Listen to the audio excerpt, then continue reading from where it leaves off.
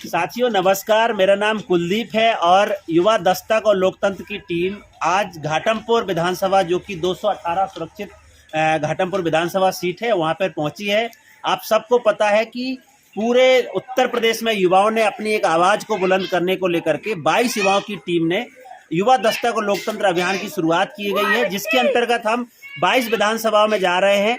22 constituency में जाकर के वहाँ के युवाओं के साथ बातचीत कर रहे हैं और उनके मुद्दे क्या है, उनकी समस्याएं क्या है, जिसको लेकर के हम सभी राजनीतिक दलों से जो भी प्रत्याशी है जो चुनाव लड़ने आए हैं, अपना नामांकन फाइल किया है, हम उन तक जाकर के उन बातों को रखेंगे। तो उसी क्रम में आज युवा दस्तक और लोकतंत्र की टीम घाटमपुर विधानसभा में पहुंची है और घाटमपुर विधानसभा में हमारे साथ घाटमपुर विधानसभा का एक पूरा पैनल है जो हमारे साथ यहाँ पे इतने सारे युवा जुड़े हुए हैं जो अपनी अपनी बातें रखेंगे, बताएंगे कि उनके घाटमपुर विधानसभा में कौन से ऐसे मुद्दे हैं जिसको लेकर के इस चुनाव में चर्चा करनी जरूरी है। हमेशा कहा कि हम फीस की भी बात करते हैं, हमारी अभिभावकों से पूरी फीस ले ली जाती है, लेकिन रिजल्ट हमारा स्कूल तो बंद है। अगले साल भी हुआ था कि हमारा पूरा स्कूल बंद हुआ था, लेकिन कोई पढ़ाई नहीं हुआ था, कोई रिजल्ट नहीं आया उसका। इस साल भी इसी तरह से हुआ कि हमारा पूरा स्कूल बंद हुआ। फिर से वही कोरोना का शुरू हो गया कि हमारे फिर से स्कूल कॉलेज बंद हो गए और हम घर बैठे पढ़ाई कर रहे हैं। लेकिन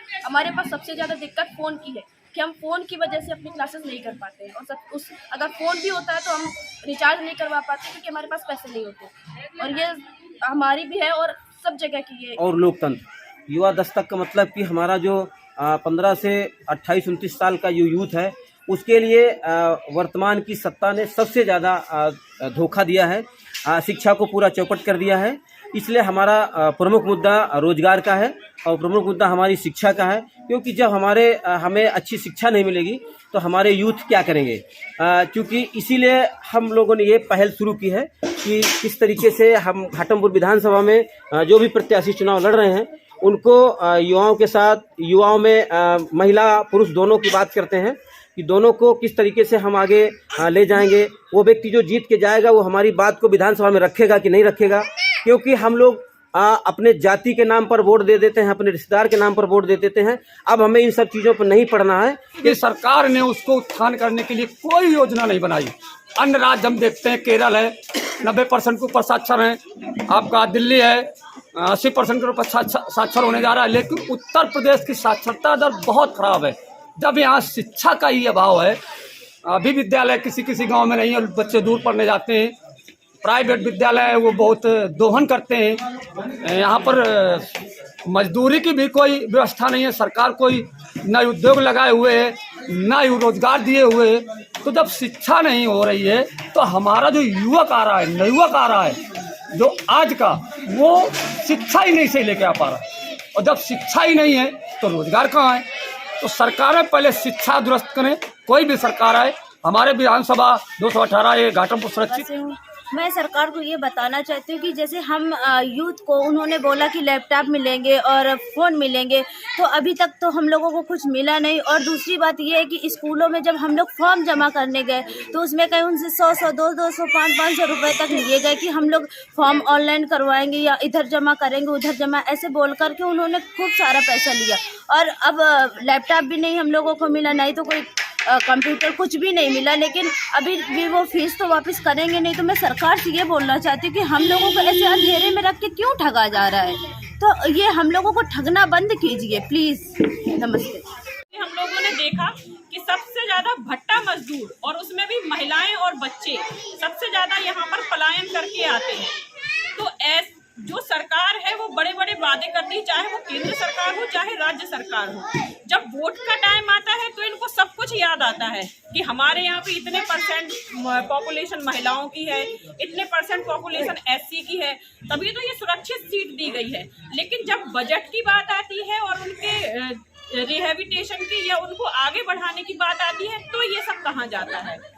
तो यहाँ पे जैसे आते हुए मैंने देखा कि छोटे छोटे बच्चे थे तो गंदे पानी में और उसी गड्ढे के पानी में खेल रहे थे जिसमें वो मिट्टी गूंथ के ईंटा बनाते हैं, तो उनके स्वास्थ्य पर, उनकी हाइजीन पर सरकार के लिए कोई बजट, कोई भी नजर नहीं पड़ती है कि ऐसी महिलाओं को, ऐसे बच्चों को एजुकेशन से जोड़ा जाए, ऐसी महिलाओं को किसी अन्य रोजगार से जोड़ा जाए, किसी और रोजगार की तरफ उनको पैसा डाला जाए जिससे वो सुरक्षित अपना जीवन यापन कर सके।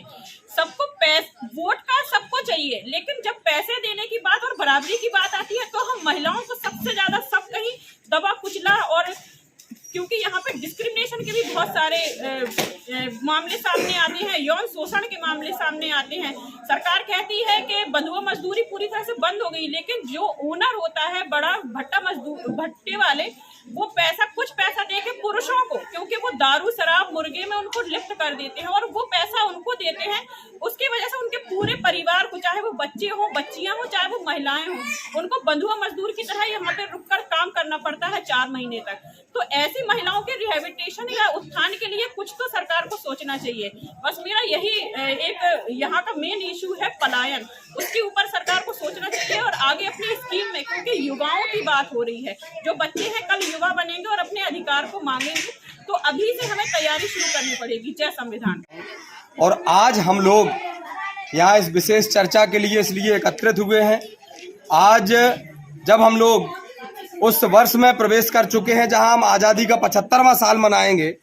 आज़ादी के 75 साल होने के बाद जब कोई भी व्यक्ति एक रूपरेखा बनाता है, कोई भी व्यक्ति अपने घर के बारे में, परिवार के बारे में कोई प्लान बनाता है, तो 5 साल का बनाता है, 10 साल का बनाता है, बहुत अधिक 15-20 साल का बनाता है। लेकिन हमारे देश में जब आज़ादी के 75 साल पूरे होने वाले उस साल में हम लोग प्रवेश कर चुके हैं, उसके बावजूद हम आज युवाओं को कहाँ पाते हैं? हमारा युवा किस जगह है?